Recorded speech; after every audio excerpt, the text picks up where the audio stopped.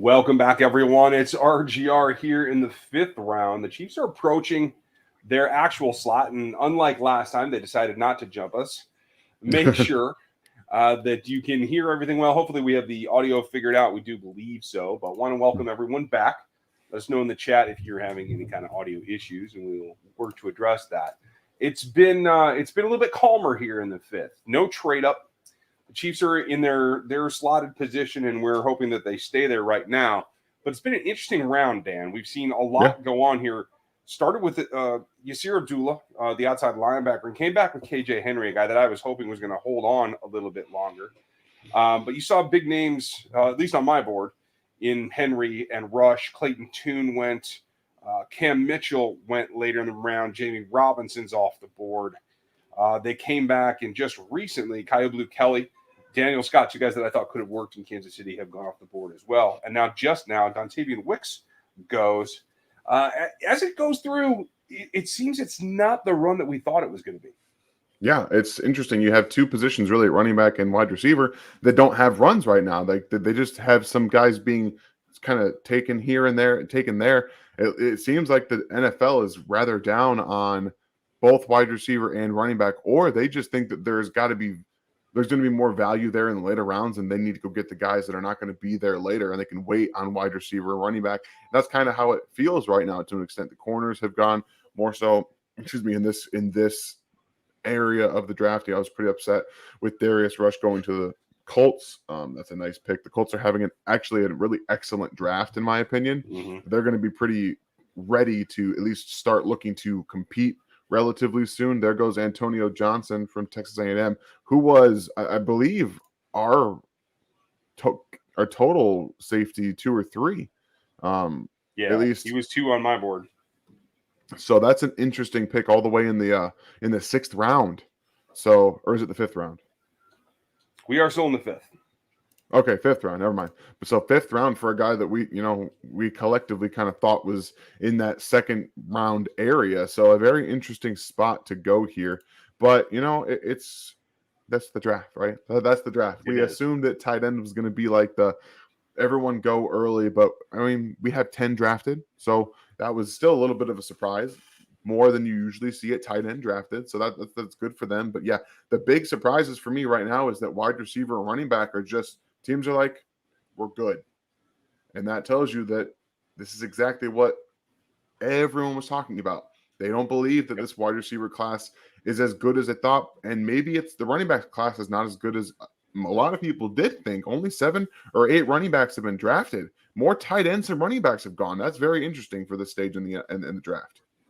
It is. It also plays back into the value. And this is where we started to see where it really comes together. And let's start with the question. Thank you, Marcelino.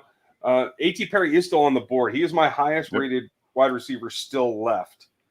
Clearly, I like something more than the league does, but he's out there. And after him, there's quite a gap to where I had guys that should have been here on day 3, led by Trey Palmer and Matt Landers would have been the next 2 available at the wide receiver position. For me, what do you have?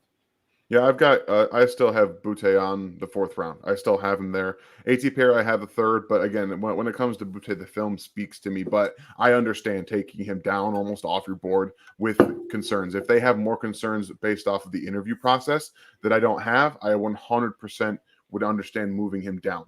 But based off of his film, combined with the numbers that we got at the combine, that's kind of where I stuck with him. But then I have Trey Palmer, Ronnie Bell, and Parker Washington in the 4th round. So those are the guys that I have.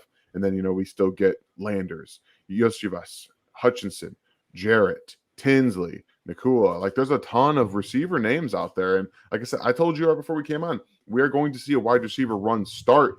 And I think the Chiefs might be a team that starts it. We saw Dontavian Wicks go, but I imagine that we're going to start seeing some of these wide receivers get picked off the board here very quickly.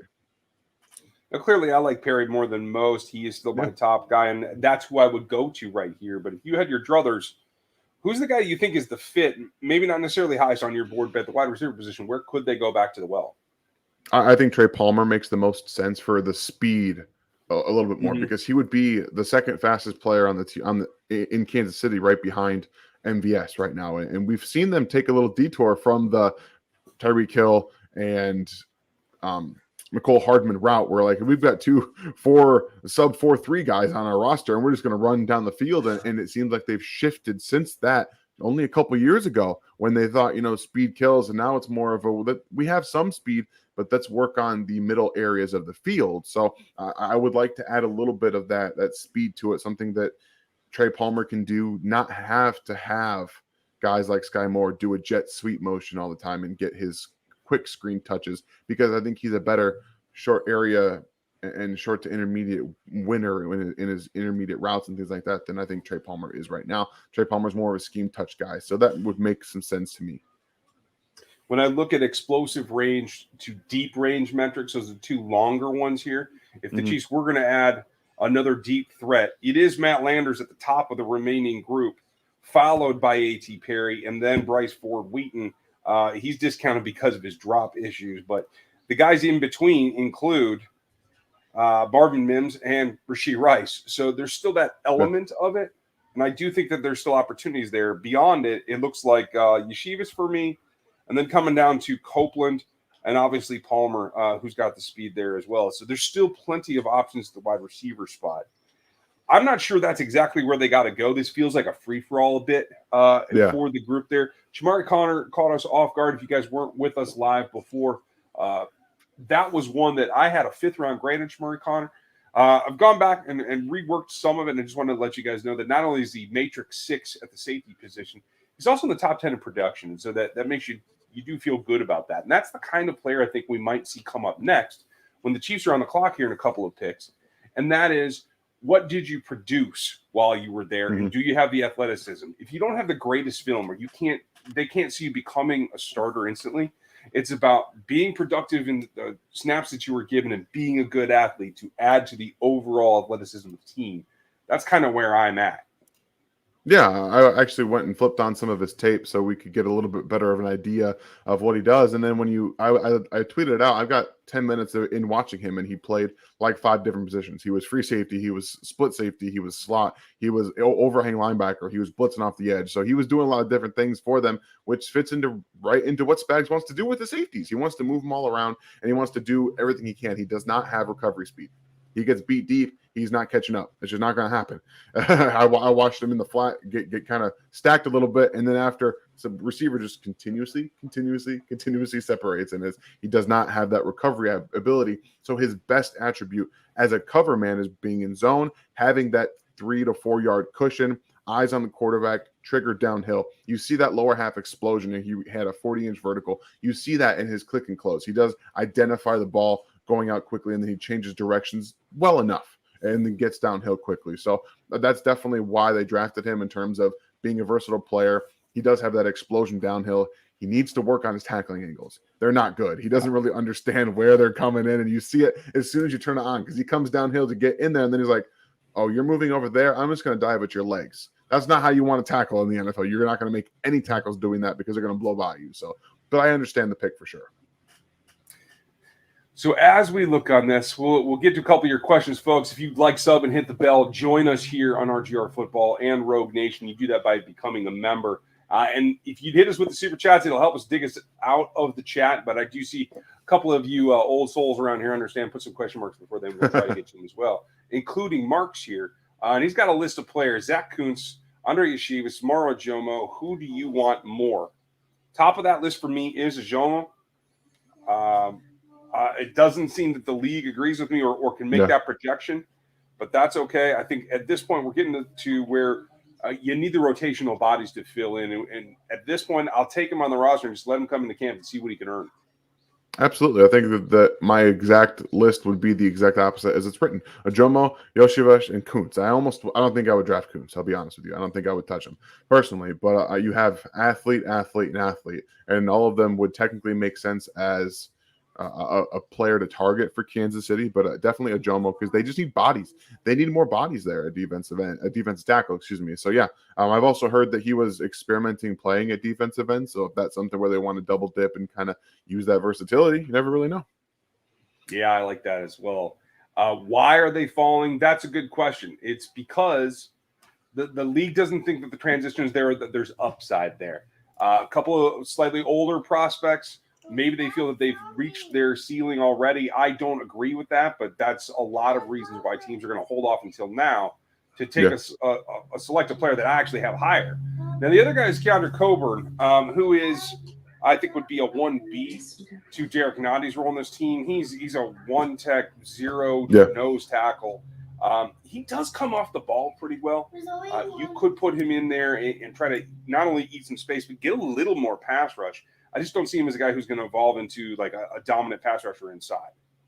Absolutely not. And again, if you pick him, you know that going in. I think it's pretty obvious why you select him. It's to help that run defense up front. And I wouldn't have any questions with them trying to beef up their run defense inside. I mean, I think Colburn and Jalen Redmond are a couple options that make some sense for them in the middle there. But I think I would lean Colburn if you're looking for that run, obviously that run stuffing guy, and then Ajomo if you want someone who's more versatile, can play outside, play inside as a pass rusher too. So it really depends on how you feel about the depth you already have at defensive tackle in Kansas City. Yeah. Bears pick is in. It's about to be announced. The Chiefs are about to be on the clock. A couple of you might be a little bit ahead of us, but we're going to roll with where we are on the streams, as we're all probably most synced to that as we have in the last couple of days. Yeah. Geisha Booty questions in the chat. Is another guy coming off of a camera mic. Kelly, I'm not on a camera mic. I'm on this guy right here. If you're having trouble hearing me, let me know. No, there was a little background noise. I'm not sure what it was, but it's gone now. Oh, okay, good. Yeah, definitely not the home setup that I'm normally able to troubleshoot really fast. This one's a little bit more challenging, but we're getting there. Terrell Smith goes to the Bears ahead of the Chiefs, and now they are on the clock. So all right, we're waiting patiently here, and I'm intrigued. I'm feeling like it's not going to be the wide receiver thing. There's still some tackle prospects out there if they wanted to go back to that. Well, I think Juan, you kind of filled in that gap. So I feel pretty good about that. Could there be another DB? I kind of doubt it. Now that they've gone to the well for Connor, who can play safety and play a little bit of nickel, I'm not so sure that they have to go back there. I'm with you. I don't know if they even take another DB until the end of their draft. I think corner, depending on how you have this, makes some sense. But, I mean, running back, wide receiver, even tight end to an extent. There are some names left here that we like, but they could go anywhere. They could go D-line. They could go running back. They could go wide receiver. They could go tight end. They could go even back to double dipping at edge. I don't know. That depends. But there's a lot of different names here. So I'm interested to see where some of their smaller school guys come in, where they start to try to pick them out, because we know that a few years ago when they selected whoa, you all right? Whoa. When they selected Mike Dana out of Michigan, no one expected him to go in the 5th. So that might be something that the Chiefs look to do as well, just to target someone that they really like and go get them, which they just did with Chamari Connor. So they might do it again. You never know. And Austin brings up a good question on Deuce Vaughn. I think this is still a little early for Deuce, but is the start of the area where running backs become more possible. Brett Veach also specifically mentioned linebacker depth when we get to this area of the draft. So look out for guys like Jeremy Banks, who they had in for a visit. I'm a big fan of Micah Baskerville, another guy that just makes plays to me, and I do like that. And then there's a couple of guys further down in D Winters, maybe Cam Jones, that I think players or teams do like. And looking around, still have my tight end. My day 3 tight end is still on the board, and Davis Allen. I'm not really investing in Kuntz myself. Our guy Tinsley's still there if they do go back to the wide receiver. It looks like the pick's in. We should have it here shortly. Are they picking? When do they pick again after this? Do you know? It is going to be in, I want to say 10 picks. I believe it's the first pick of the 6th round now. Cool. I'm down. So. Oh man, why do they drag this out? The pick's in. Why is this being drug out? Come on. That's my question as well. Especially, it's day 3. Right down the street, you'd think we'd know by now. But Right? Deuce Vaughn, Yeah. I do think probably next round is where he starts to be in Yeah. consideration. He may end up being a UDFA as well, and I would think with Felix in town as well, maybe that helps. If you're going to pull in a UDFA, maybe Deuce could get there. Do like his pass catching ability. Yeah. The fullback dream is not dead, Jace. I just don't know if it's going to happen now. UDFA could be the way that they go if they do want to try and pull in a fullback like Parrish or Lukey. There's some options there. Okay, And then, that's a name that I didn't expect. I did. I didn't think it was going to be this early, but they had him in for a visit. And Stephen F. Austin, BJ Thompson from Stephen F. Austin, is the pick here at 166. I am intrigued by that guy that comes off the ball pretty well, and I think they're intrigued by what his upside is going to be. So he's listed here at linebacker. Do you expect him to be playing edge? I do. Okay. Absolutely. That makes sense. And again, this is where Brian and I were talking about before that he thought maybe going back to that well at edge would be something that they really tried to do. We always thought double dipping made a lot of sense for pass rush and being able to get some of you guys that you're like here. And plus, you have 12 picks here that they can get 2 guys that they want. So you have someone in who's a lower school guy. They like to do this. They like on day 3 to get some of their smaller schools and less known products out there and do that. So why don't you let everyone know, if you have his numbers, what it looks like on the outside here from everyone else's perspective? Yeah, absolutely. Here's the number one thing. If you're going to go attack the passer, it's explosiveness. He's number 4 in this entire class at edge in explosion. That gets him off the ball. 10 in explosive range as well, so he can get around the corner. 13th in short area quickness, so he can come and dip under. I do like his athleticism. Production-wise, he ends up 13th in the class in pass rush win rate. Again, not just against his opponents at Stephen F. Austin. He is a transfer from Baylor, so he has played against Big 12 competition as well. That goes into his career stats in pass rush win rate as well. 14th in TFL rate. He gets after the line of scrimmage, and I think that's whether it's the style of Leo Chanel coming off the edge, who we know he can do. He's, I think, going to stay a little bit more off the ball. I think this player, BJ Thompson, can be the guy who plays in front of him, maybe a little bit outside of him, and you have a couple of young guys that are downhill attackers. That's what this player is. Yeah, I see a lot of people freaking out that he's in at 210 pounds. He is not 210 pounds. He is listed at 6'6", 240 pounds. So he's going to be more of your looking at a speed type of rusher. This is something that is very interesting. We have now seen the Chiefs draft 2 defensive ends because he's going to play edge in Kansas City. He's not going to play linebacker. He's just not going to. Right. But we have Felix and Aduke Azama, who's not 270, 265 pounds. He's a little bit lighter, and he has that length. And obviously, BJ Thompson at 6'6" has the length. We don't have measurements on him. I don't know if you do. I don't have arm length or hand size on him, but I believe I do. Hold on. Okay, I'd love to see what that is. But what we're seeing is a little shift. We didn't know if it was going to happen. We didn't know if they would want to start going down that route, but we do have a little bit now that they're trying to mold and mesh what both Steve Spagnuolo and Joe Cullen like, because Thompson's going to be explosive off the ball. Felix is explosive off the ball. I promise you guys, go back and watch his tape in 2021.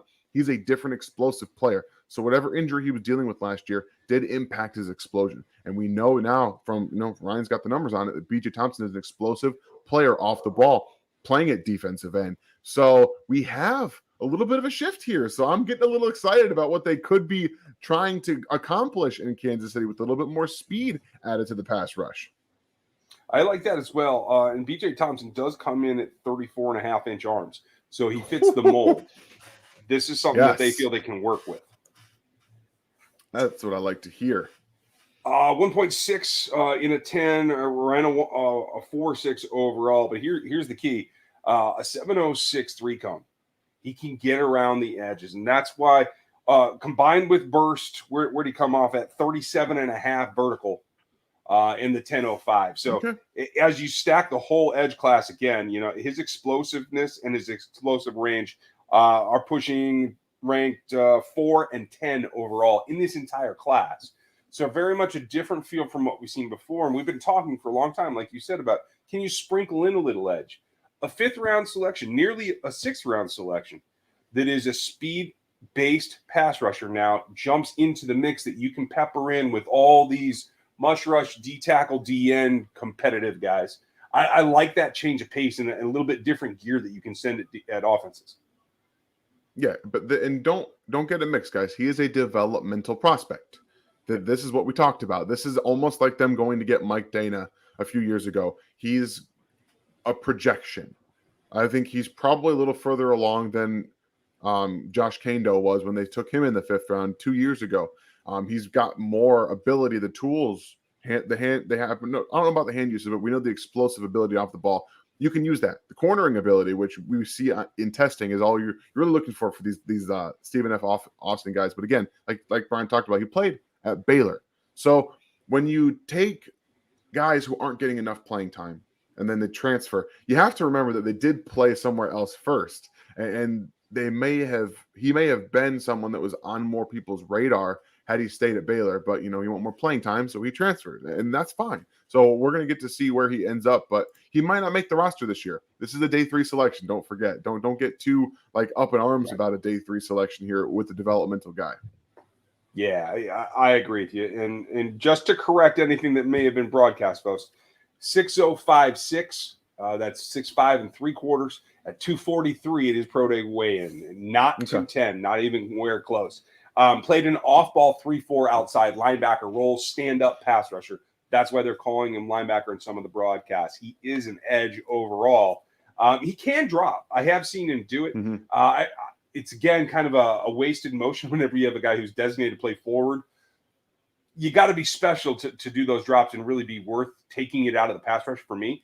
But yeah. I think he's a guy that gives you that if you really need it. So at this point, with a couple of edges added, I do feel like we're in pretty good shape to maybe they bring a veteran back. I'm not saying it's Frank Clark or Carlos, but with both those guys hanging out there, you just bring back one veteran and kind of sprinkle them in for their wisdom and their experience. There's a lot that can add to what is now becoming a very young edge group when the old guy is Charles Menahue at this point, right? Yeah, right. That's kind of crazy. And you think about what they were, like I said, what they're trying to do. Yesterday, you talked about they closed out going offense. You said you expected them to come back here on day 3 and address defense. And both picks have been defensive upside kind of next year players. Not in 2023 necessarily. There's a good chance neither of them play meaningful snaps this year, but that's okay. That's okay. You want some developmental guys and youth, athletic ability, upside. Try and hit your marks with these guys. And then again, that's why they have BJ Thompson in. They want to get to know him. They want to get to know the player. They want to sit down and talk with him, see how he fits. The athletic testing, we know the Chiefs value that quite a bit. And now we're getting a little bit of Joe Cullen flavor sprinkled in there. I'm all for it. And I'm liking that. I hope that we see that more on the field as we move forward. I don't know that it's a future shift all the way, but a little bit of back and forth I think is going to go a long way. Now, that's just one aspect. There's still several picks to come. The Chiefs are first in the 6th round. They'll be up here in a little bit. We're just going to stay rolling for the time being. And to answer Brother Rick's question, Antonio Johnson, the safety, he was an early mock favorite for the Chiefs. I think, honestly, that was before they signed Edwards, and they weren't sure what the trio was going to look like.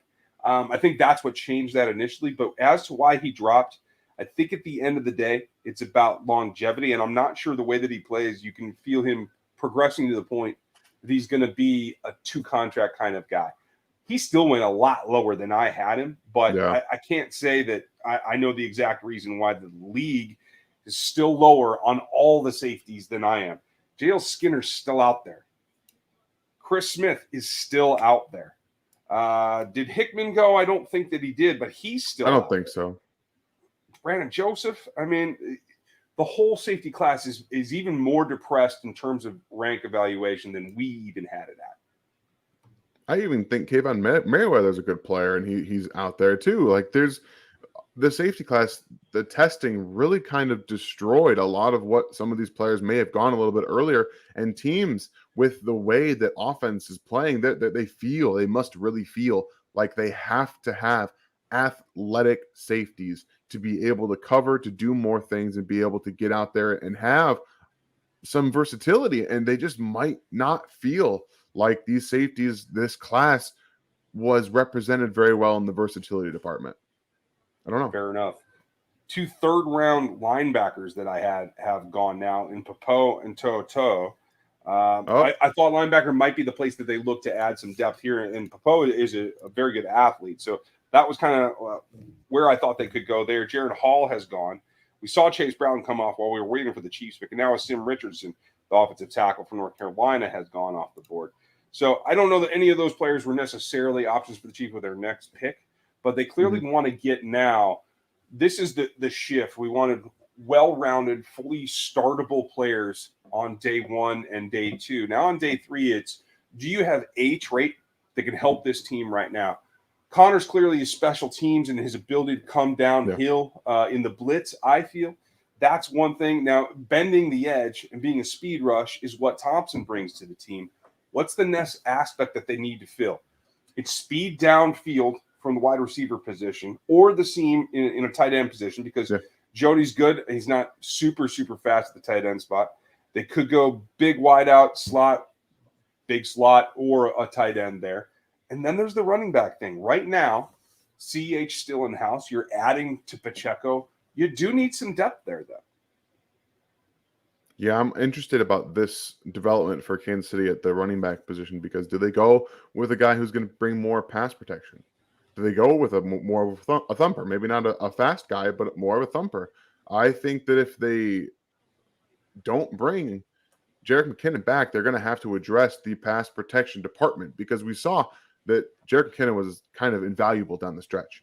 He was, when they didn't need to pass protect so much and use him in the pass protection department, he was catching passes and he was impactful and he was racking up touchdowns. Then you saw they had to change things a little bit when Patrick got hurt, and you saw Jerick take on a much more profound pass protection role.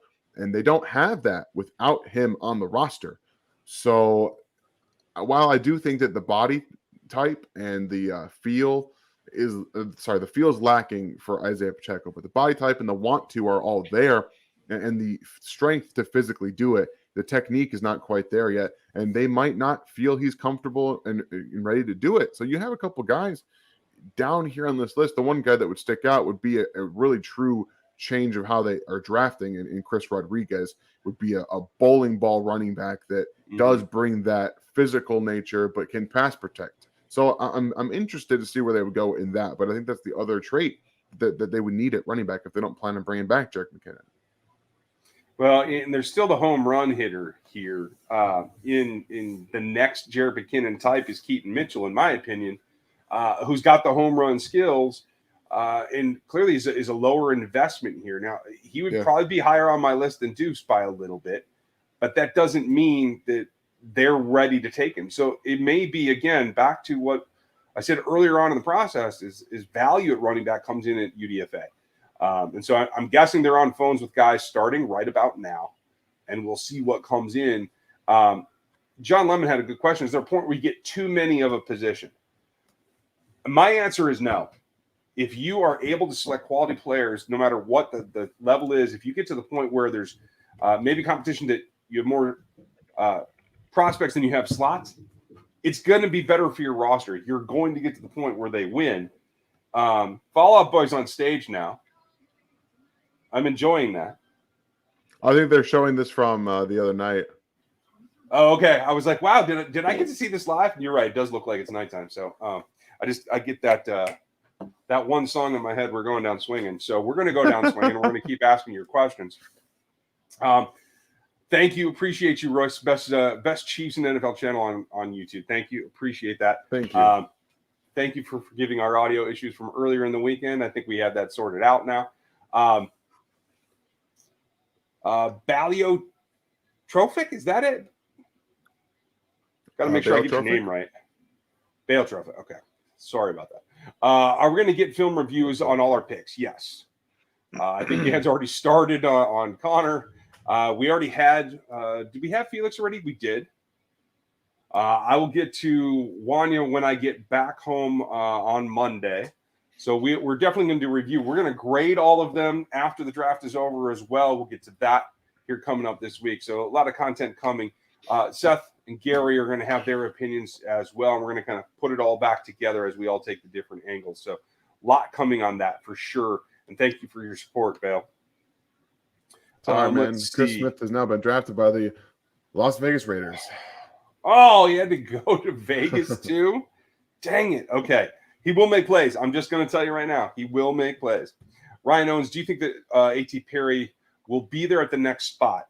It's very possible. I don't know why he's dropped this far, but the Rams have 3 selections here within the next 7 picks.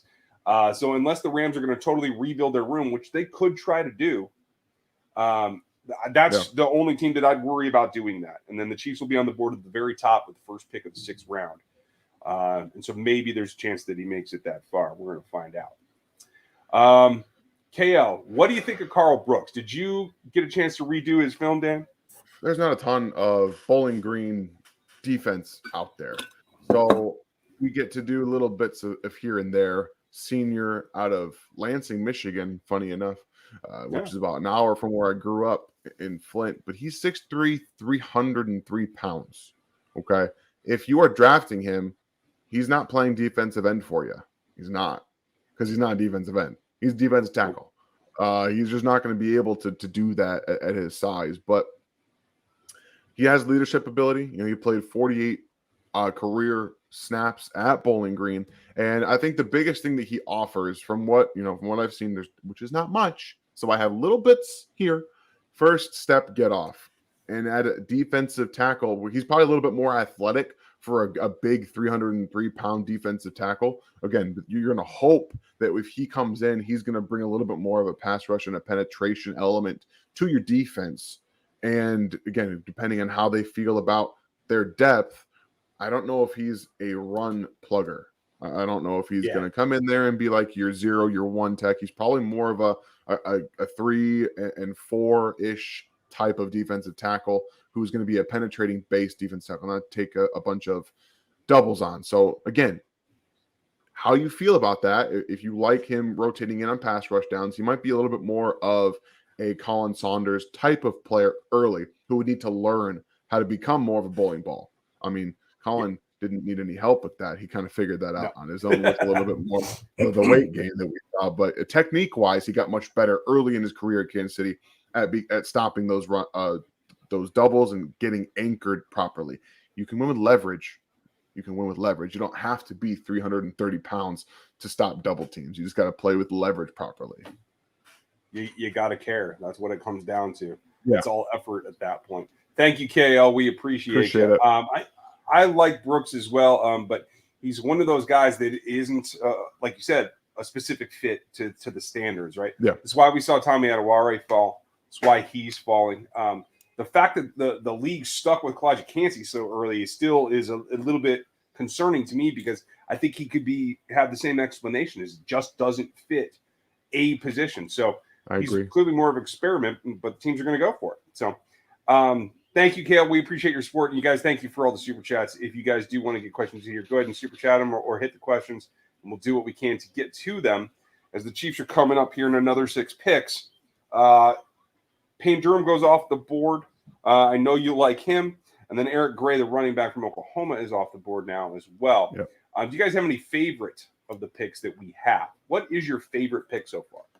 I think my favorite pick is Felix. I started the season, the whole process of this draft, and I wasn't as high on him initially. I watched a few games. I'm like, okay, I see everything. And then you go back into, you're like, yeah, he's not the best run defender. He's not.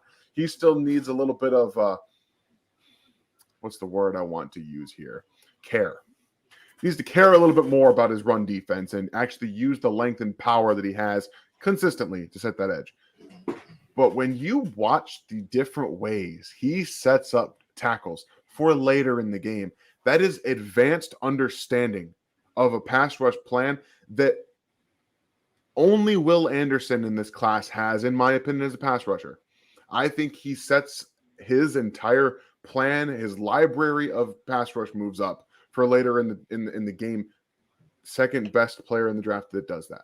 And he's just turned 21 years old. There is a lot to work with there. Yes, he's not the best run defender, but I think he might be one of the most refined pass rushers in this class. And you get him at 31, the reason he's at 31 is because he's not a complete defensive end yet. And you're hoping that he can get better at that. Maybe put on a few pounds, get a little bit more in the weight room, strengthen that edge setting. Because if he figures that part out, we're talking about a complete defensive end one trajectory for him in Kansas City. Yeah, I would have made the same argument. He is my favorite of them, but I will say probably second is the one in Morris, because I think he's got upside to get to the point where he can be a starting left tackle for a long time. I do like the fact that he's got athletic feet, and at the end of the day, this is what I think the Chiefs need to be in order to maximize protection for Patrick, roll out pockets, do everything that they need to do to keep the offense rolling. So I do like that. Appreciate you, Jason. And Jesus, what are your thoughts on Karlaftis? Last year, you guys were very critical of Chiefs picking him in the first round. Honestly, if the 2 years had been flipped, I could have seen Felix being taken a little bit higher and Karlaftis being taken a little bit lower. But in the end, we're talking about a 10 pick range. As long as they both contribute, then I'm fine.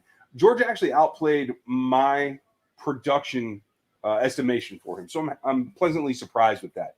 Does he have the upside to be a dynamic edge bender? No, he's going to be a power player. But if you can balance that out on the other side and fill in the second dedicated pass rushing tackle position, he can be a guy that is very, very productive. And in the end, that's what it's got to be.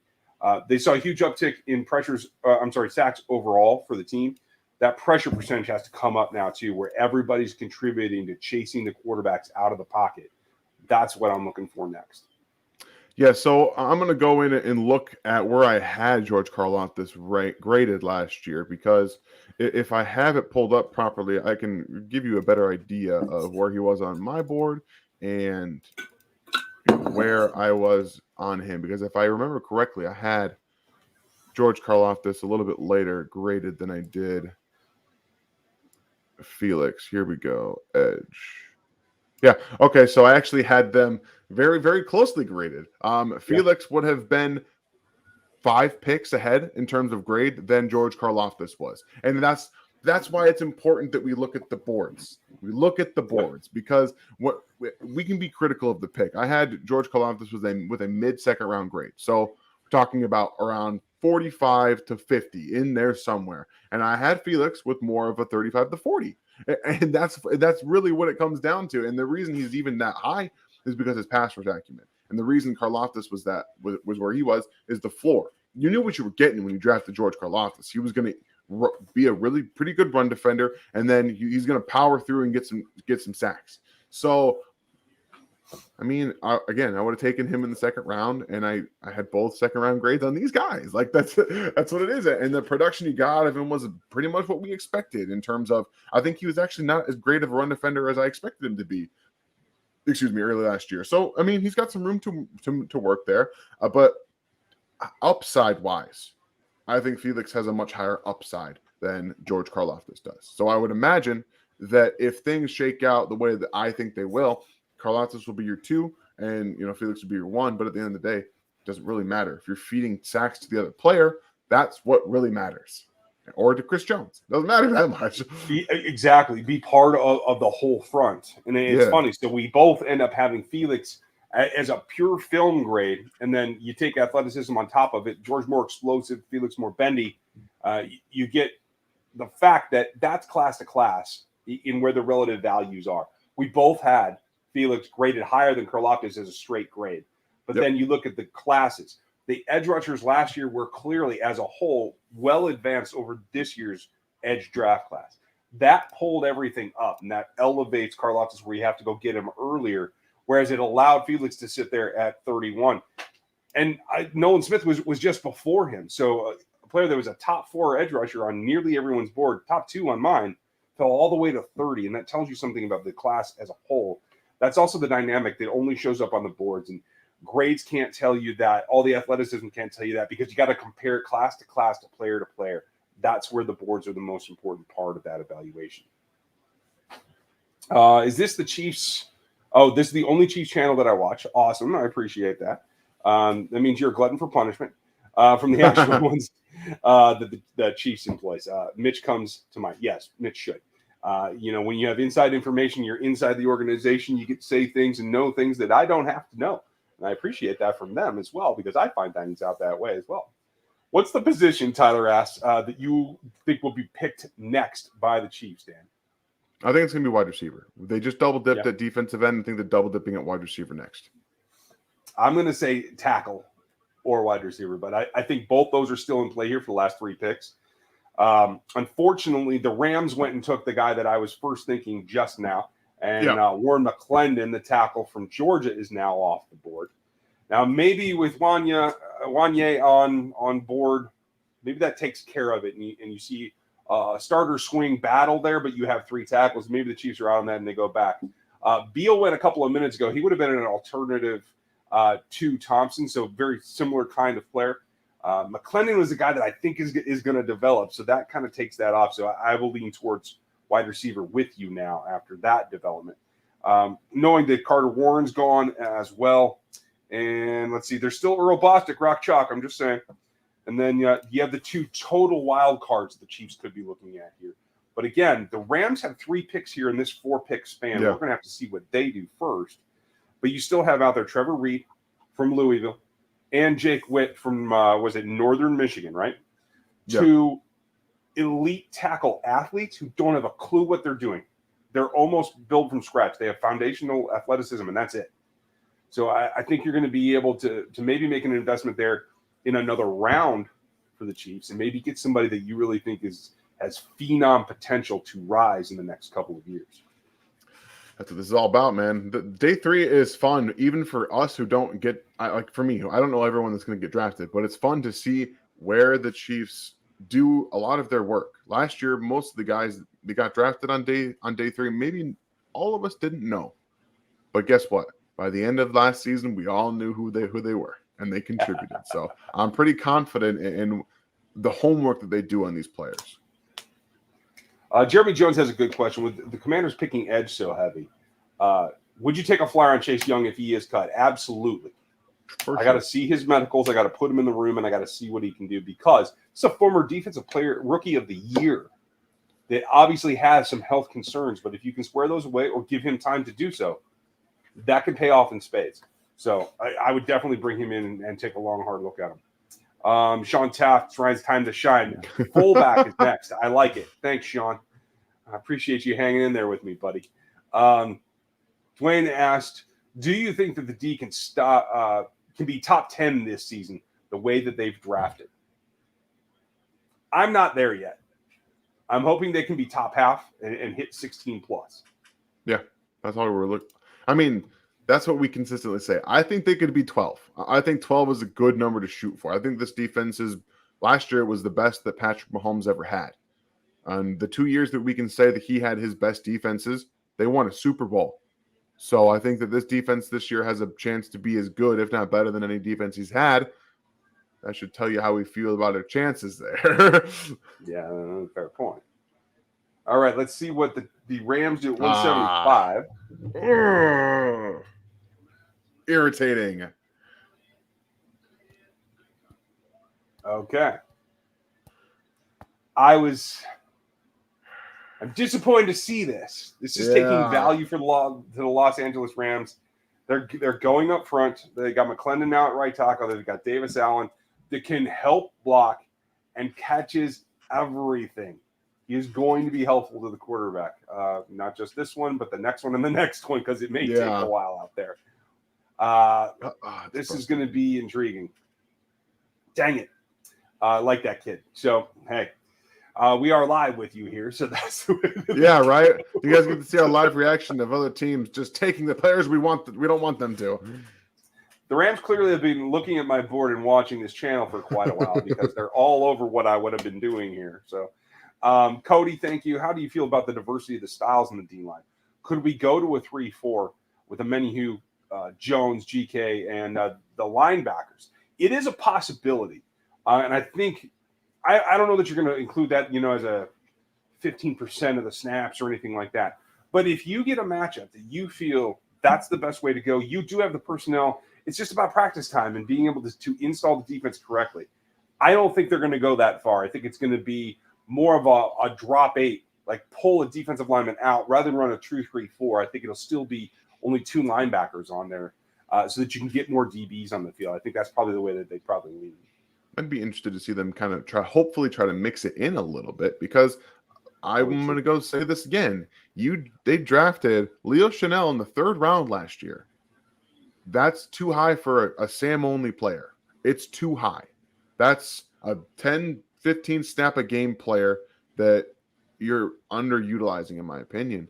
And you can use him as a 3-4 outside linebacker. You can do that. I think that he has that skill set in there. I also think he can play a little bit defensive end, but I don't know. It's a little weird to have him drafted so high with the athletic testing that he did, and they just want to stick him at Sam. I don't know. That seems like a misuse of resources to me. Could be.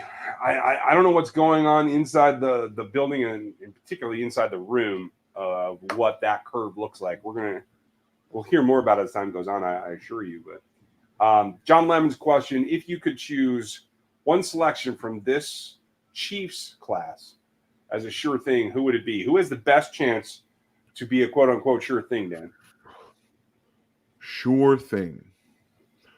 I'm going to say Wanya Morris because of the versatility that he has. Okay, so let's say maybe right tackle isn't the place he sticks. I think that in the coming years, he could be a left guard.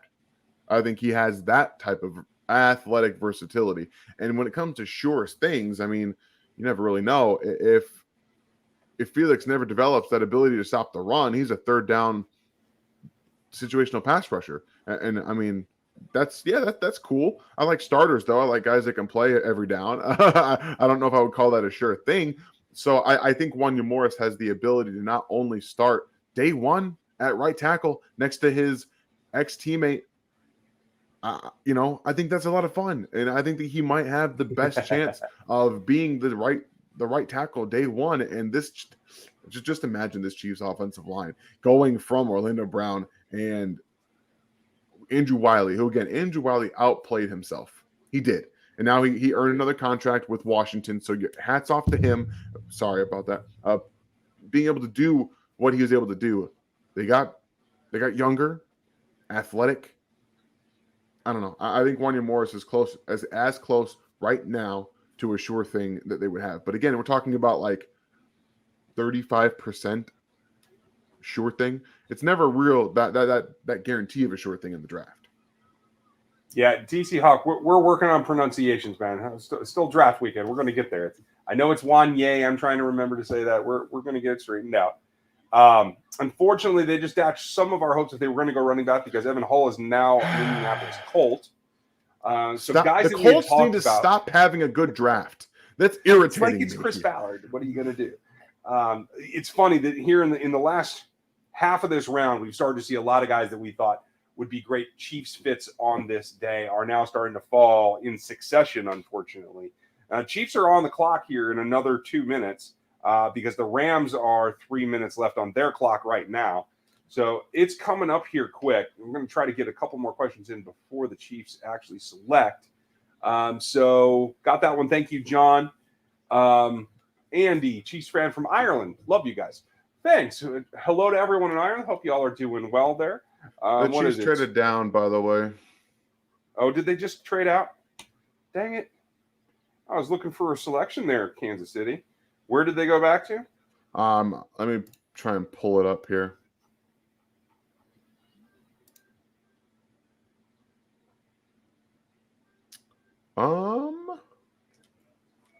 They traded down to 194. No, they got that pick the they other already day. had. Yeah. They may have traded all the way out for a future selection. They may have, because I don't see their pick anywhere. Double checking that now, folks. Looks like it's the Dallas Cowboys that came up. Yep. The Chiefs are now at 194 still, and I don't see another selection in this round. So they may have just given up the ghost. They may have decided that they got done what they needed to get done, and they still have number 17 in this round coming up later. And they still have the 33rd pick of the 7th round. It's not including the comps, obviously.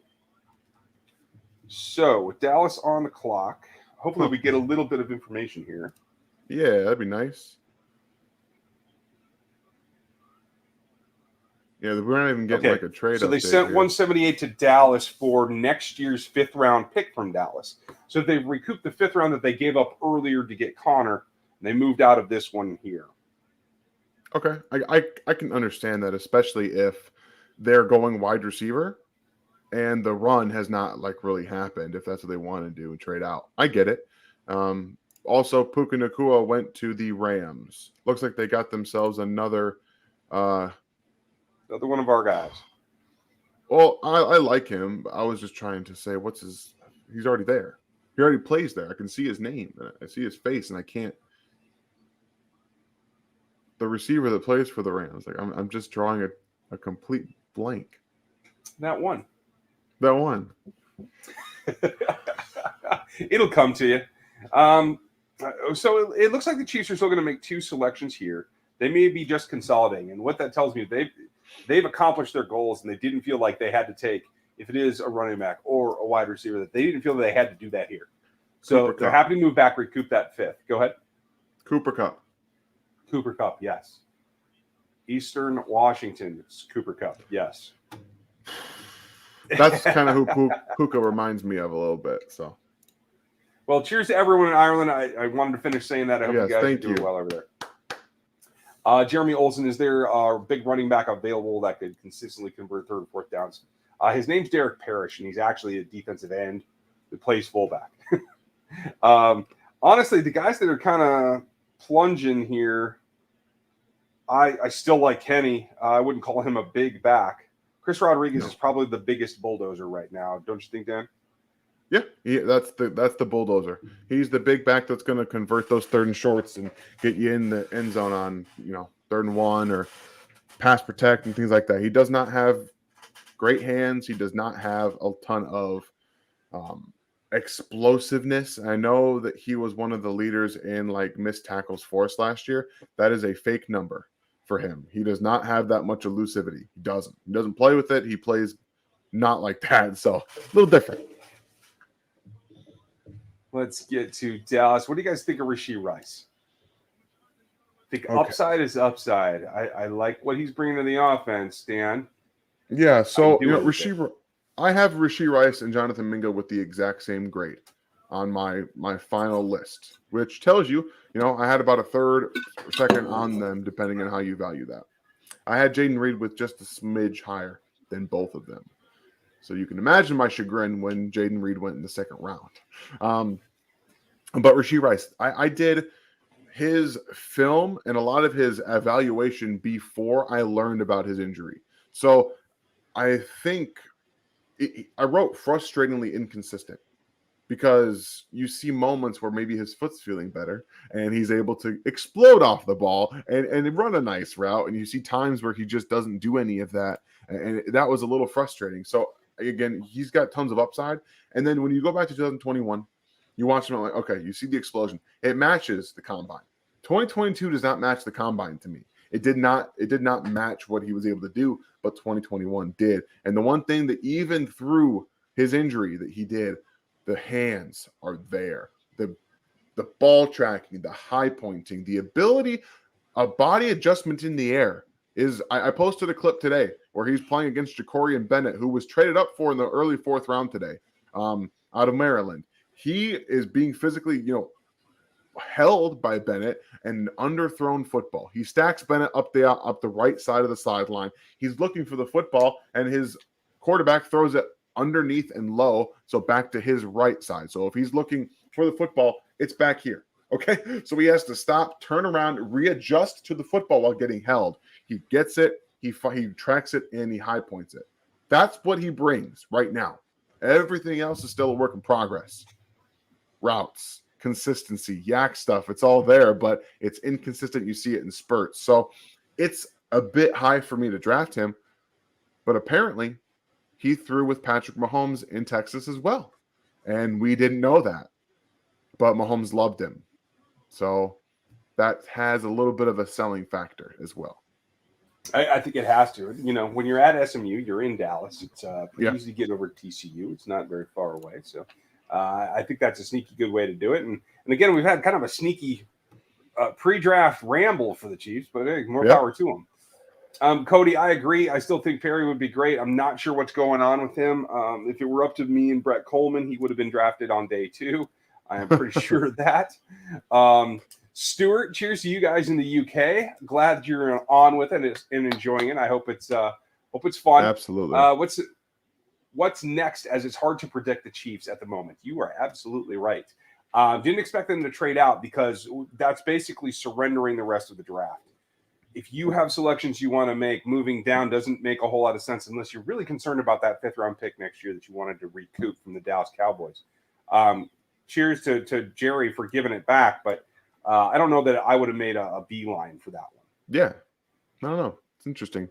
Prediction is that they go wide receiver next because, again, the run, there's a ton of players there still. There's a ton of them. Yeah. No way around that. Howard's got one. Dan, I can't quite read it. Could you do that?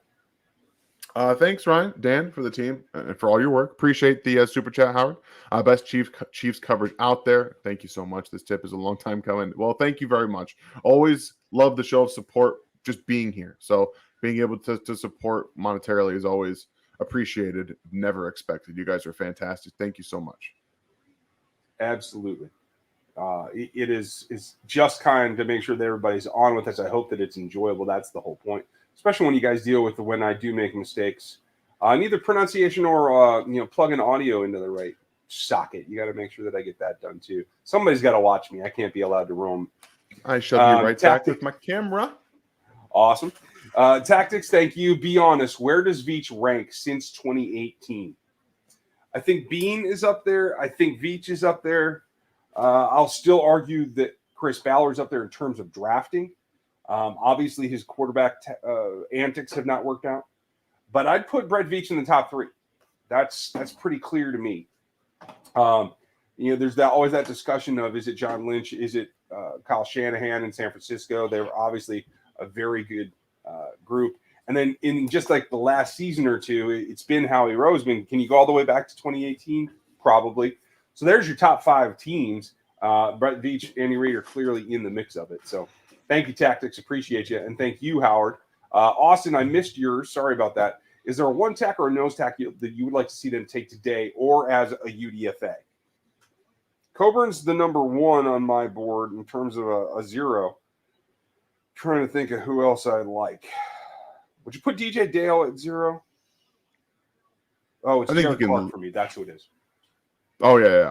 I think that you could. That's probably where he's going to be. I don't know if there's much pass rush upside there. Just kind of hopefully he can take on some doubles and eat some blocks and let your linebackers fill. That probably makes sense. Carl Brooks did go from Bowling Green to the Green Bay Packers. Has now gone ahead of both Mauro Jomer and Keondre Coburn. That's going to be a mystery to me for a bit until we get an explanation. But that's what's currently going on. K-Terrell Clark just went from Louisville, the cornerback. So the Chiefs, we're getting down. We're within 12 picks. We're going to stay on, folks, through the Chiefs' next selection. Then we'll take a quick break and be back for when they select in the 7th, unless we see some other kind of trade around. So what we want to go over is what kind of players are they getting? They're getting guys that show athletic traits in one form or fashion or another that the Chiefs don't currently have. And so it doesn't matter what position that they drafted in this particular year, they're getting something that adds to the mix. And I think that's raising, again, the floor of the team's athleticism. I feel good about that as a whole, no matter who works out specifically their position or not. Yeah, I mean, I do apologize right now. I think I just spaced on everything that just happened. Like, I didn't know if I heard anything. I don't know why. Oh, okay. We're just talking about the overall process of this draft. What has been this draft as a whole? What are they doing? Okay, yeah. So it's extending longevity. That's what this is. You're trying to find guys. It's not always about you're selecting the best players maybe you have available. Maybe because I don't necessarily think that Connor and Thompson were maybe the best ranked players on the board when they were selected. they're looking at upside. They're looking at what they need as well and what they can possibly look to the future. Like I said, after this year, 3 safeties are going to be gone on 1-year deals.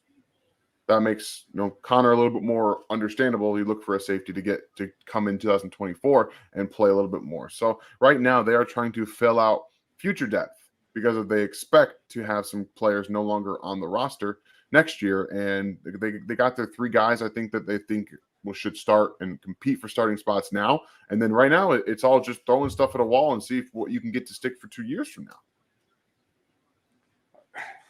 Something's going to stick. And I think the more athletic things that you throw at that wall, the better chance you have of something sticky that comes back at you that is athletic. So I can get with that whole common sense thing. Get back what you put out. Mac, thank you for your super chat, buddy. Appreciate you. He's got Morrow, Brooks, Coburn, Voorhees, Kenny, Elijah Mitchell, Rajon, and Kuntz. Then Andre Perry, Booty. Choose 2 to get with these last 2 picks. What do you got? Well, they have, let's see, I think they need one more receiver. I do think they need one more receiver personally. So I will take a shot on Andre Yoshibas. I'm a big fan of his ability, his upside. Again, he's a little bit of an older prospect out of Princeton, and he does need to understand how to kind of play football a little bit more because they didn't teach him a ton at Princeton. He was too busy in the books. And then I think out of these guys, I would pick. Oh man, this is a tough spot because my guy is staring me in the face and Rajon Wright. All right, we'll pass on Rajon. We'll take Yoshibas and we'll take Kenny it's not Kenny, excuse me. Keaton Mitchell. I think Keaton Mitchell is a fun player that would add a lot of versatility to your running back room. And like you said, hit that home run guy who's also stocky enough that plays on your pass protection. I think he has that ability too. For me, it's pretty straightforward. It's Perry and Moro Jomo. The only thought I would have is Kenny McIntosh would be my, maybe I should think about that. But it is very clear to me that those are the 2 guys that I still believe in that maybe it's age, maybe it's suddenness, maybe it's versatility. But those 2 guys I think can make it. Maybe the Chiefs don't think that they're a good fit in their system, but that's what I would do. Okay. Thanks, Mac. Appreciate you. The California hater, I like that. Take a flyer on Voorhees in the next pick if he's still there. I could get down with that. It doesn't have to be an immediate play. Joe Thuney is getting older every day like the rest of us. So Voorhees at some point will recover. And unless they think the medicals just say that it's an issue that cannot be overcome with time. Yeah, and this also kind of comes down to what you think the versatility of Lucas Niang. Can he play guard? I don't know. Maybe. I think he has some swing guard to him. He's 6'7", though, right? Like, he's a big guy. I'm not sure how many guards you get at 6'7". I've never done the research. I don't know how many there are there. But he's got the movement skills, so I think he could personally play swing a little bit there, here and there. And if you think that maybe Wanya Morris is going to be your right tackle, but like I said, maybe he's got versatility inside as well. So if they think, and not to mention Darian Kennard might end up being a guard, I think he is a guard. I think we both agree he's a guard only kind of player. I don't think he's playing tackle. So if you think about that, and if the Chiefs think the versatility is there, then Voorhees doesn't really fit into their plans. So if he's there and they don't think either Wanya Morris or Lucas Niang could possibly play guard, then yes, I would absolutely do that. I'm with you. Thank you for the great work, Terry. Thank you for the recognition. Why do we never select OT or DT or select at defensive tackle? Chris Jones has been mildly successful. You might have heard of him. And in the meantime, they've taken lower round players since then in Derek Noddy, in Turk Wharton, obviously Colin Saunders. I think he was a 3rd round pick, if I remember correctly. So they do take shots at it potentially from time to time. But that's been a pretty good group. What do they do now? I don't know if because of this whole phenomenon of having Mike Dana and Emmanuel and Karlaftis who can go in and give you reps at defensive tackle, maybe that's devaluing getting that position as an identified third-round pass rusher or even another starter-level player because you just want to be multiple across everything. I think that's what that is, and that's why you see Derek Nottie back, but not really any other defensive tackles that can pass rush. It's mostly just defensive tackle run help. So they really must feel that their versatility up front is enough to sustain with the ability that they have. And honestly, I don't mind it. I'm okay with it. I can get down with that. Doesn't bother me at all. Davius Hodges Tomlinson goes off the board. He was another nickel candidate in my mind. Josh Hayes, the corner from K-State, went. That's 2 K-State corners drafted. That's nice to see for all of you Wildcats. I'm happy for you. We're still waiting for our first Jayhawk to go in this draft. I'm just keeping the watch lamp lit. I want you guys to know it's out there. Question: if the Chiefs drafted someone like A.T. Perry or Rice earlier, would this signal the end of the Cornell Powell experiment? I mean, the Cornell Powell experiment is all but over at this point either way. It wouldn't really be determined by the draft picks. The fact that you've brought in free agent after free agent after free agent, I think, signals where they are with him, unless he makes some kind of miraculous turnaround. He still has the ability to play in this league. It just isn't in this system. I do think there's a system mismatch here. And so when he is finally free, make sure you keep an eye on Jacksonville to see if they bring him in. Yeah, it's more of just that he's kind of a special teams guy in Kansas City. He's not dynamic enough to create separation, I think, and maybe he's not mentally advanced enough to understand the route tree. And when that becomes a problem, we have to figure out why he wasn't unable to get on the field in Clemson. And again, I'm going to apologize to everybody that I led believe that he could be something else. And that's my fault. I watched the 6 games and I was like, this dude can play. Well, maybe those 6 games were just kind of lucky. That does happen at times. You get hot, you get on a hot streak. He just had a hot streak when he was called upon. So mentally, the Chiefs' route tree is so diverse because there are so many different ways that you break off according to the coverage that you're seeing in front of you. Maybe he just can't figure that out. I mean, and that's what's holding back. That's what holds back a lot of receivers in these offenses. That's why rookies don't come in and produce like you see everywhere else in the NFL. His route tree is so advanced. So I would imagine that he's just going to be a practice squad guy most of his career, and that's fine. That's okay. He played 6 games in college. Yeah, it'll work. Let's see here. What's the next one? Ryan, why is your guy A.T. Perry falling? Is he too old? Possibly. Wide receiver is one of the few positions that I do buy into. Age is a factor. It wouldn't take somebody off of my board, but it may make GMs shy away. At this value, though, down here, late on day 3, there's no reason not to, age or otherwise. If you have a trait you think you can get onto the field that'll help you do it. Not sure what the issue is there. My guess is he had some nagging injuries in 2022. I'm guessing that's what's still holding on. You are just taking some hits at the safety department today. Oh, man. Yeah.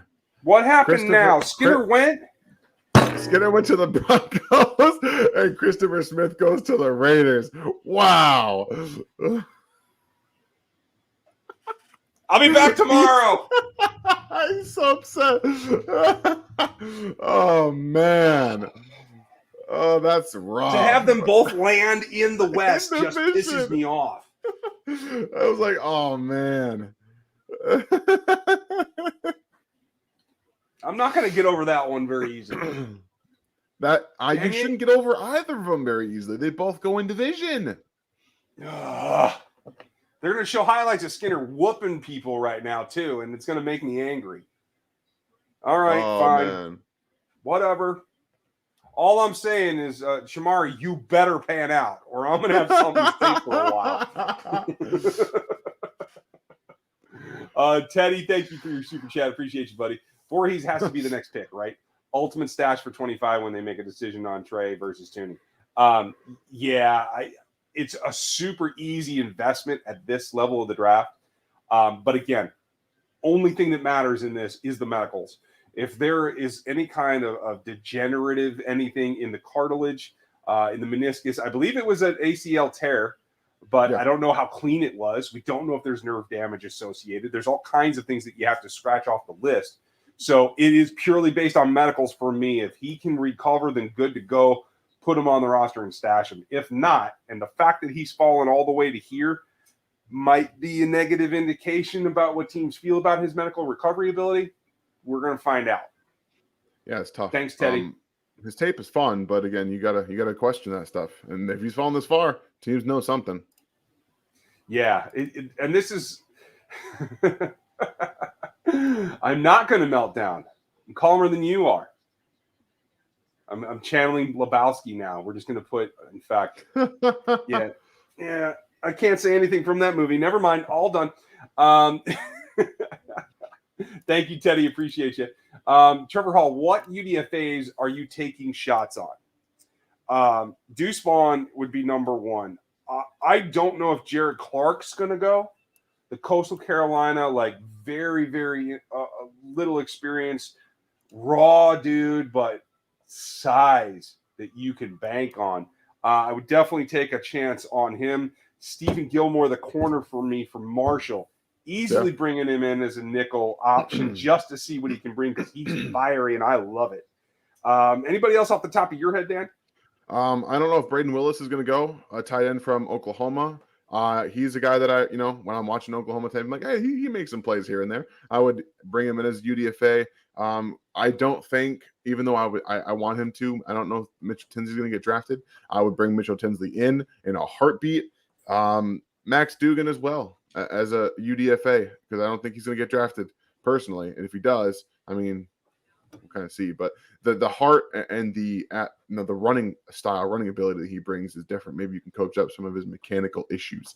But those are some guys I'm looking at. But fullback, I don't think they're a draft one. So looking at your guy Parrish and my guy Lutke as possible UDFAs as well.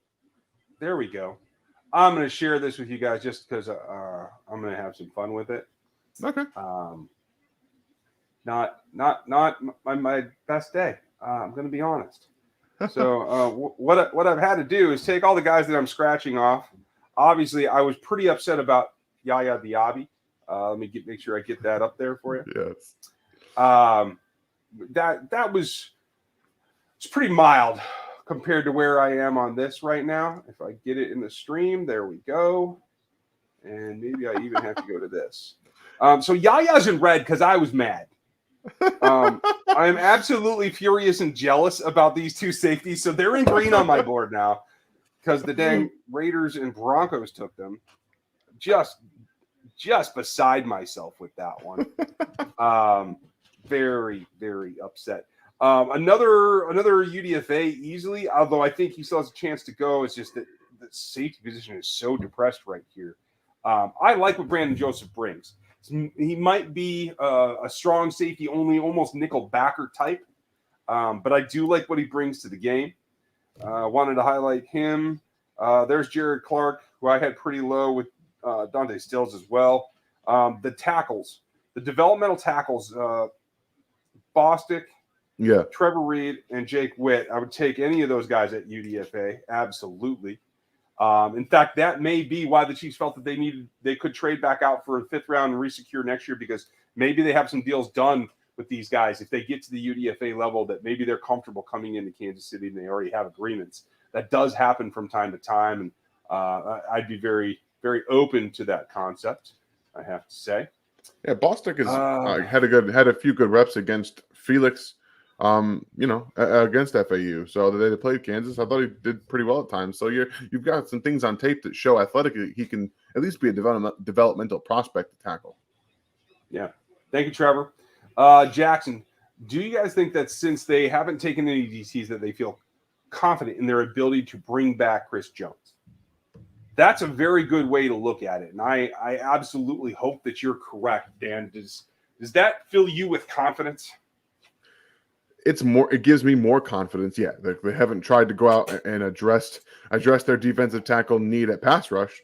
They feel pretty confident. I would imagine that typically their big deals get done before the season, not like just after the draft before the season. That's typically when they do them. So this isn't a shock to me that he's not in Kansas City long term. His extension hasn't been done yet, but I would imagine that he does get that extension relatively soon before training camp.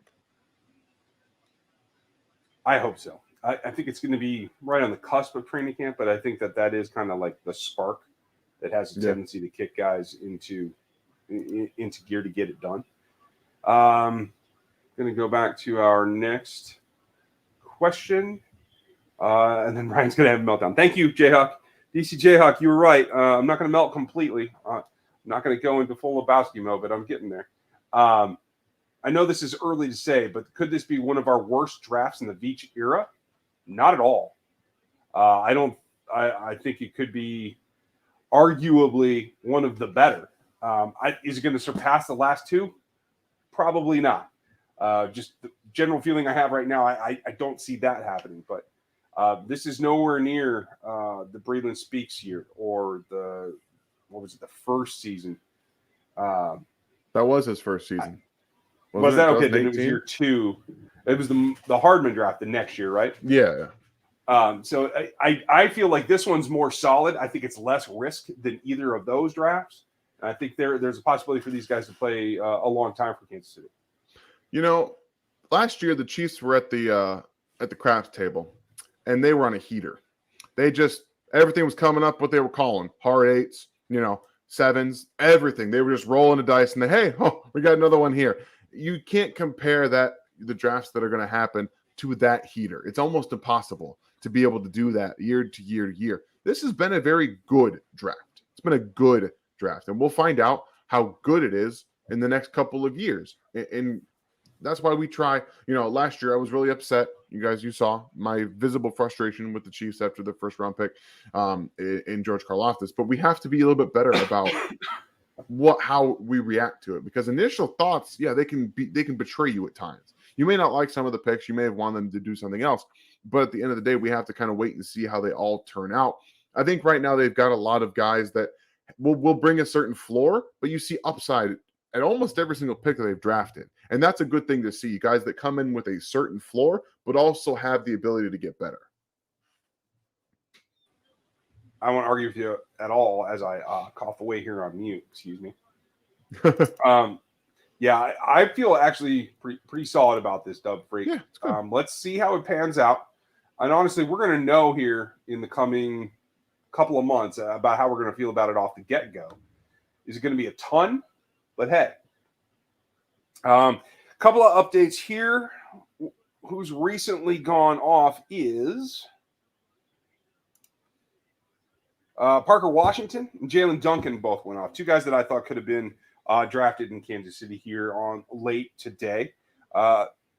Still plenty of options out there, but it's interesting to see that people had Jalen Duncan as a first-round grade at one point. And I fell off of him quite dramatically, Dan. I don't know how high you ever had him, but I fell back from what I thought was an early 3rd, and I ended up putting him in late 4th. And here he is, mid-6th going off the board. Yeah, he's the last pick on the 4th round for me. And the only reason he was there is because of his athletic testing. If he didn't test that well, he would have been like a 6th-round pick like we're seeing right now. He doesn't know how to play football. He doesn't. He has no idea what he's doing. He's just a really good athlete. Honestly, it wouldn't shock me to see him playing tight end at some point in his career later in terms of losing some weight and doing that, because I don't know if he'll ever technically become sound enough to play tackle ever. Agreed. What else is going on out here? Tanner McKee is my biggest miss still on the board, I believe. I had Tanner McKee as a day 2 guy. Not sure what the problem is, because for what he had to work with, he put out well. He led an offense. He understands how to dissect the defenses. He is a capable quarterback. Is he Ben Roethlisberger immobile? He's not even that bad. He can break the pocket and run forward if he needs to. He's not dodging anyone, but he could run in a straight line if he needs to gain 3 yards and escape the pocket. I don't understand what the league is not so into for him. I wouldn't draft him to be Patrick Mahomes' backup. I'll tell you guys that. But as a UDFA, if he lasts that far, I would definitely bring in Tanner McKee, because he's got the mental ability to learn this offense in case something ever happened. Yeah, I had a mid-4th on him, but I had him in front of Hayner, in front of Bennett, in front of O'Connell, and in front of Toon. Mm-hmm. So, I'm there with you. But again, we're talking about, in my opinion, all backups. So I guess however you order them, I don't care so much. But yeah, I'm not. I guess I had DTR as a 3rd round pick. So Okay. but he went later, like in the late 4th or 5th. He did go today. But yeah. I had DTR on the 3rd as well. So Kayshon Boutte goes at 187. At 187. There was a ton of talk about him being wide receiver 1 in this class before the college football season started. There certainly was. I had, as of about 20 picks ago, started to think that he might not get drafted at all. Yeah. Because at that point, it's more about his off-field, his attitude, his ability to learn, that kind of thing, that maybe if you've fallen this far, this is just hey, flip a coin, let's see what he can do when we bring him in. Because he clearly has ability athletically, catching the football. It's just that everything else has gone negative for him. I'm not sure what Bill Belichick is like. Toss up, whatever. It's the tape, man. I figured somebody was going to take a chance on it because his tape is good. It's good tape, but injuries, off-field concerns. I don't know. I'm confused. I don't know what happened to him, but if it was just based on tape, he probably would have been a day 2 selection. Okay. Draft Network or Chiefs Draft Network. I don't know what's going on with AT. Not sure about that. Evidently, Andy's on the network. That doesn't mean I stop talking because death is death here on YouTube. So not going to do that. But I'll be interested to see what he has to say and why he's on there already. Does that mean they're trading out again? I don't know, but your guy just went. Not another one. The Eagles just took Tanner McKee.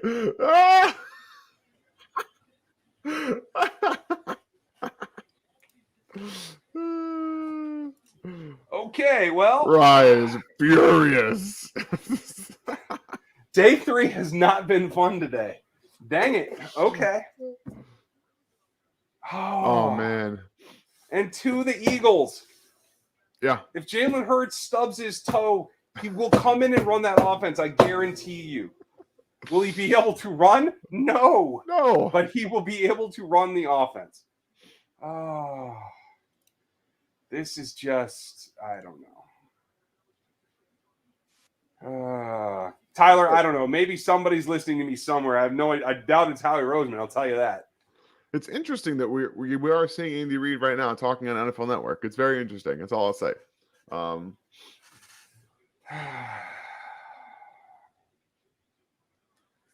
Yeah. Back to that. Yeah. Andy being on, we were told that we were only going to get scouts today, that Andy and Brett were not going to make any appearances. So that is a little bit surprising to me. Usually Andy will wrap up the draft the day after. So I wonder if that doesn't mean they're working on deals to trade out of these last 2 picks. Maybe they're closed for business and this draft is over for them. I don't know. I don't know because they're up in 5 picks, right? They got 5 more picks until it's their chance right here. Yes. Yep. So yeah, I'm interested. Okay. Let's get back to the questions because all right, I'm not going to talk about any more prospects I want. What do we got? What do y'all think about Karlaftis now? We talked about this a little bit before, Taxes. Maybe you weren't on. That having a bookend that's a little bit younger, a little bit more dynamic, I think actually helps George. But the thing that I'm happy about with George the most is that he can get pressure inside as well. He can be the guy that they're going to kind of base this new move everyone around concept on. And he outplayed my initial rookie expectations for him in terms of pressures and sack production. So I'm pretty happy with him. Yeah. And we expected this, at least close to this level of production for him. It wasn't somebody that I expected to come out and just rack up double-digit sacks his rookie season. It was never going to be that way. And I don't know if he will. We'll see. I still have questions about his upside. He's doing everything right. He's working with Tom Bahali, getting his hand usage right.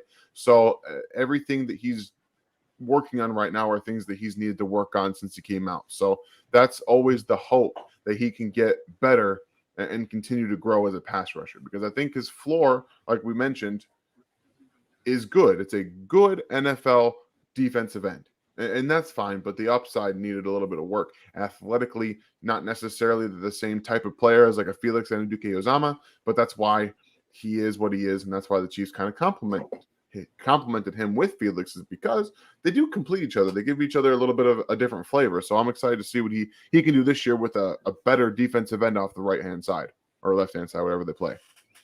Yeah, I'm looking forward to that. I also want to see how much training is going to give him some more, not only ankle but torso flexibility.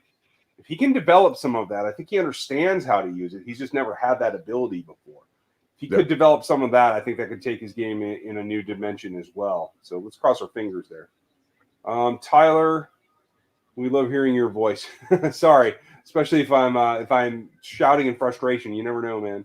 Ryan, I told you I have those shots for you. It's time to take one. Yeah. Again, they seem to like all the dudes that I like down here. Like all my developmental targets seem to be going off the board. So at least we're identifying guys correctly.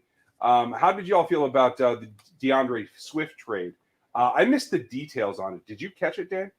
Yeah, that was like I think a fourth pick swap and a seventh to the Eagles or to the Lions. Slow investment. That's pretty good, man. Let me go and find it, because I would like to be accurate with my information that I am disseminating. It's a plus. It's a plus. All right, Lions receive a 4th-round pick in 2025 and a 7th-rounder this year. Okay. Cool. O'Shawn Mathis went to the Rams. They're having a nice little run here with their limited picks on day 3. Some guys with some serious upside. They're going to have to do some coaching, but they're going to be fine there. Then looks like Luke Whippler just went to the Browns. Really surprised by that. A lot of folks had him as center 2. I want to say that I had him as center 3 and a day 2 guy. I had him on day 2 as well, my center 3. I liked Luke Whippler a lot. That's a good pick. To see that. Yeah. Good pick for We have Cleveland. Bucks, Patriots, Commanders, and then the Chiefs as of right now. If anybody has anything in the chat on what Andy may be giving away, see if they have any other intention. Is he? Yeah, he didn't do a whole lot. He's already off air before the Chiefs pick. So, okay. Let's see here. Got that one. Anything else we haven't covered? Guys, we are going to stay on through this pick and tell you what we think of it. And then we're going to come back for their pick in the 7th. I'm going to make some more tea and try to get my voice a little bit better. I'm still seeing some questions about A.T. Perry. We've really kind of covered it in depth. He's a little bit older of a prospect. He's lanky. He does not have real speed and explosion in the short area in terms of getting off the ball and quick separation from man coverage, those quick in and out of breaks, things like that. He's good for his size, but I personally just think that the NFL doesn't see him as a hugely dynamic player. There might be something injury related, because a fall like this, in terms of where he was being evaluated, it typically means that medicals didn't necessarily clear, but we'll maybe hear something more about it later. Same thing with the Texas guys. I'm not sure where that's at either. Red, looks like you're dipping out. Have a good one. Let's see. Who else we got in here? Jackson. How is FAU's handwork? I noticed he had a little bend, and it might be wrong, but when he tried to corner, it looked like he let his hands down. I've seen him long arm, and if he's engaged, I think when he starts to turn the corner, I think he generally can ride it out pretty well. But that cornering while, especially trying to like dip and rip or something like that, I haven't seen a lot of that. So clearly working, particularly with Chris Jones, is going to help him. We're going to have to see what Karlaftis is able to pass along from Carlos and Frank, who worked with him a lot last year, and hope that comes down the line. But I do think that there's probably an option that one of the veterans does come back to pass on some of that knowledge, and I think that will help FAU quite a bit. Yeah, it makes a lot of sense, and I like his handwork quite a bit. I think he understands exactly how to use them, especially in the pass rush department. Not so much in the run game, but he'll get better. plenty of room to get better. I mean, that's the whole point. Emil Ekier, if they think Voorhees is cooked, Teddy, good question. I have Ekier as a power-based mostly guy. Did he play zone? Yes. It's worth a stab here if they feel that he can come on. I'm trying to look up his athleticism right now. It isn't great from what I remember, but I do want to make sure that I have it listed correctly.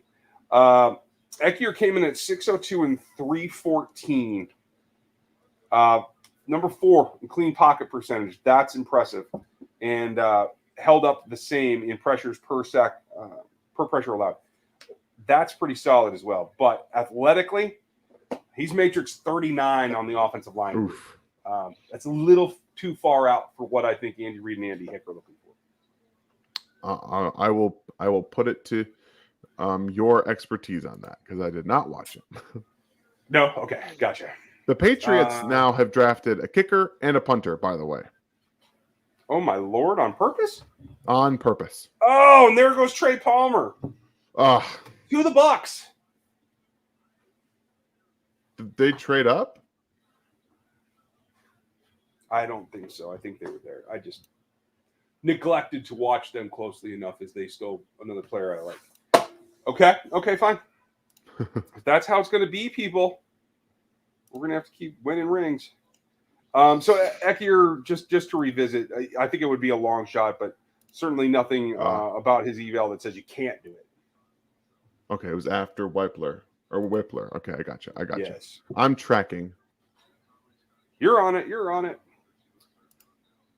Oh, very interesting stuff going here. Well, I have to admit I was a little high on a couple of guys on day 2.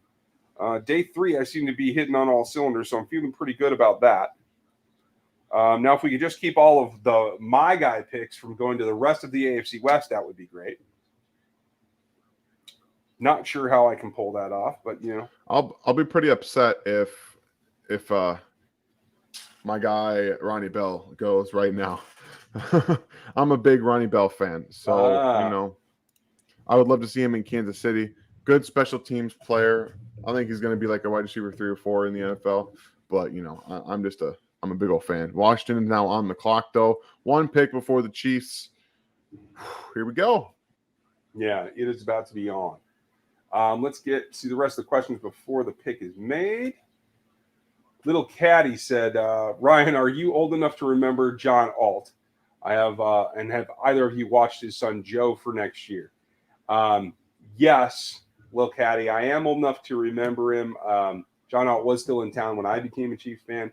And yes, Joe Alt is in my top 5 on the offensive tackle list for next draft already. We're going to talk about him come this next offseason. I do think he's going to be a guy that's going to be connected to Kansas City quite regularly. Cool. Yeah. Dan's happy. I like it. Thanks, Caddy. Tactics. I hope Veach had the biggest voice in picking Kelsey and Jones like he did POT. Is that right? I'm having trouble reading that. Like he did Pat. Okay, sorry. I dislike Dorsey, so I don't want to give him credit. Kelsey was here. Kelsey got drafted the first 13? year Andy Reid took over. Yeah, Brett didn't have that kind of voice at that time. That was a Dorse pick. Jones came in the next year, was it? I don't know. Historically, if it's 2 drafts old, I start to forget here, folks. So I think Jones was like 2016. Was it? Okay. I would think that Brett Veach had a much bigger portion of that than Dorse did at that time. But Kels, I think, is going to be probably on Andy. Maybe Veach found him. I've never heard the story of who really brought Travis Kelce to the table. But Andy had obviously a history with Jason, so I think there's probably something there. Well, Jason and Kelsey have talked, and Travis had talked about this on their podcast. Like Andy called. What was the one that actually called Travis on draft day to say, you're not going to screw this up, are you? Things like that. Right, Then he was like, hand the phone to Jason. So like this was like something that they already figured out. So at least I think Andy probably had a pretty big influence over that pick. Yeah, I feel like that as well. And that is one of my favorite stories. Like, don't be a knucklehead. I'm Yeah, right. bringing you in. Don't do it.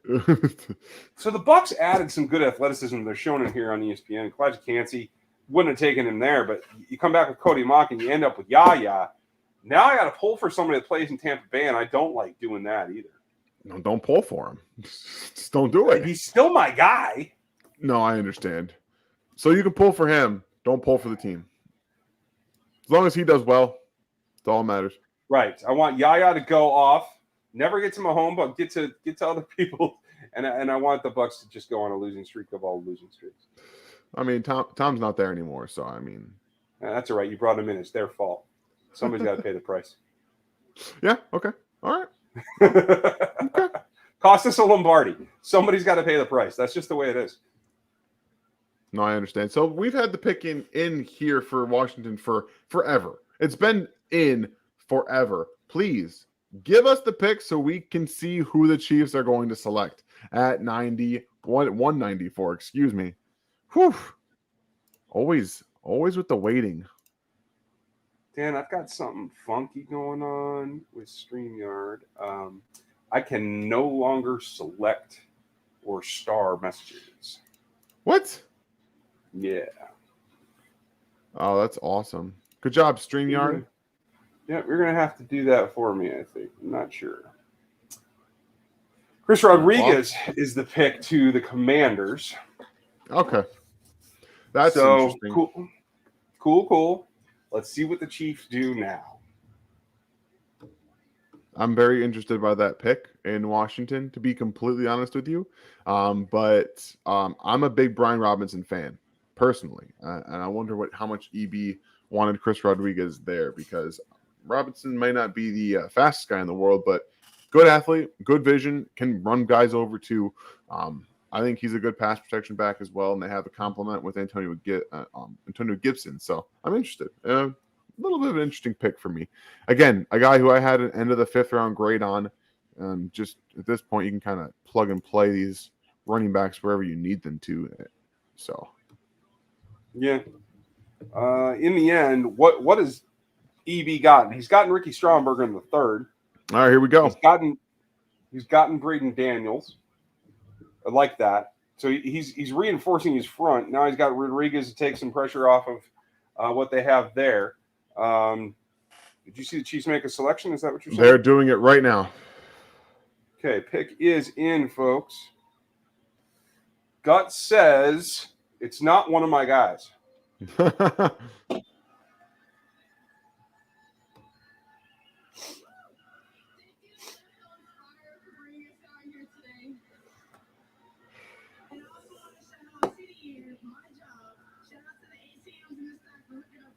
Hey, there it is. You're a little ahead of me. Oh, I am. Okay, there we go. Keondre Coburn from Texas is now the new nose. It's going to spell with Derek Nottie. He'll be the 3rd down if they go with a nose type and they don't actually just pull out both the big guys. Coburn's going to take a little bit of time, but he has a good first step. He's got good hand usage. He can extend, and he's powerful.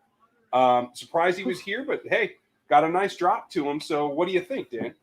I'm a fan. I think his first step explosion is pretty good too. You might be able to even ask him to lose a few pounds, because I don't think his strength is going anywhere. If you want him to get a little more fleet of foot, I apologize if you said it already. But do you have the athletic numbers on him for the defensive line class? I do. Let me go do that. Because, while I said earlier he's probably not going to give you a ton of pass rush upside, I think he's probably closer to the Colin Saunders level of player than he is Derek Nottie. I think he's got a little bit more juice to his game than Derek does, but he's still going to be predominantly a run-stuffing defensive tackle in the NFL. Yeah, I agree with you. Now, Spags is the only one who doesn't look terribly enthusiastic in the draft room, but, it's like you had to get somebody, right? I don't know what's going on there. But, hey, more power to him. I'll give you a relative, and when I'm back in Kansas City in the next week and two, we're going to start comparing these players to how they fit in with the rest of the guys on the roster as well. And athletically, that comparison is going to be really keen, Dan. I'm glad you mentioned that with Noddy. In this class, Coburn is Matrix 15. He has pressure rate in the top 10 at number 8, and he has the number 8 pass rush win percentage as well of the interior defensive linemen. Okay.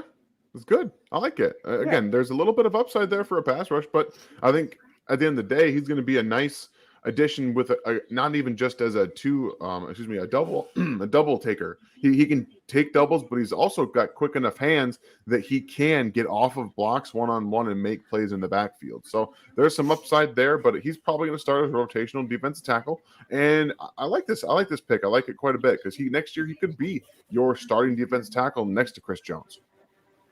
It could happen. He can certainly play the tilt. He can play the 1 and the 0. Not the most explosive guy. A sub-average vert, sub-average broad. His 10 isn't anything to write home about unless you happen to be a pachyderm of some kind. But the man brings the heat, and he does have, I think, a little bit more versatility and quickness inside the A gaps than maybe we've seen in Kinsey for a bit. He is no Colin Saunders in terms of athleticism, though. It is a drastic difference, to be honest. But you got to have what you got to have. I guess I was just, from what I saw, it was a little closer to that than Derek Noddy, but I guess maybe I'm missing something. Yeah. Okay, looks like I can select again. I'm going to actually reload myself, Dan, and then I'll try to. Woo, there he goes. All right. Well, how's everyone feeling about the draft so far? I know some of you guys weren't super excited about it, but there goes A.T. Perry to the Saints. All right. That's interesting. Looks like they might be getting their replacement for Michael Thomas. Who knows what's going to happen there? But yeah, I'm pretty happy with it. Not too upset with the Keondre Coburn pick. I think he's a good player, and I think he's going to add some nice depth to the defensive tackle room. Ryan's reloading everything, and I can't hear. Oh, and the A.T. Perry went right after, but your audio is worse again. Really? Yeah. Okay.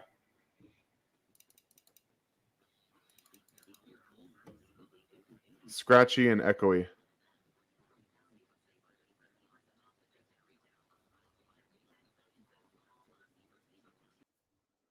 Boom. There he goes.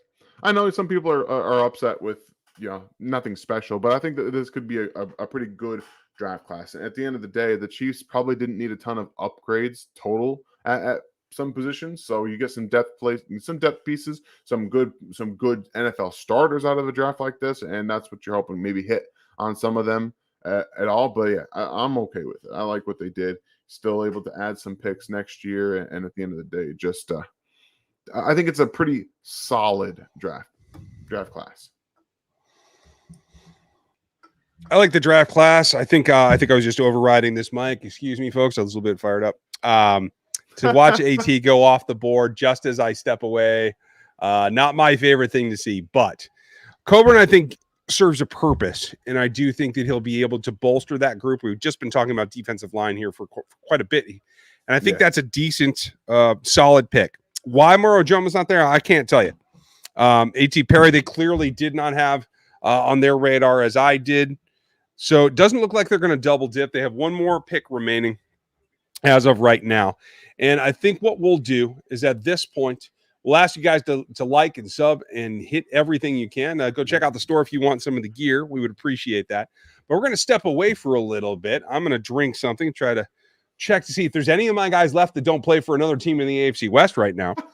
And then we'll be back to wrap up the Chiefs' final selection and give you a breakdown as we step away from the end of the NFL draft for 2023. We appreciate you guys being with us here. Look for another show in 45 minutes or an hour, something like that, about when the Chiefs are back on the clock. When it gets close, you guys come back and we'll talk to you then.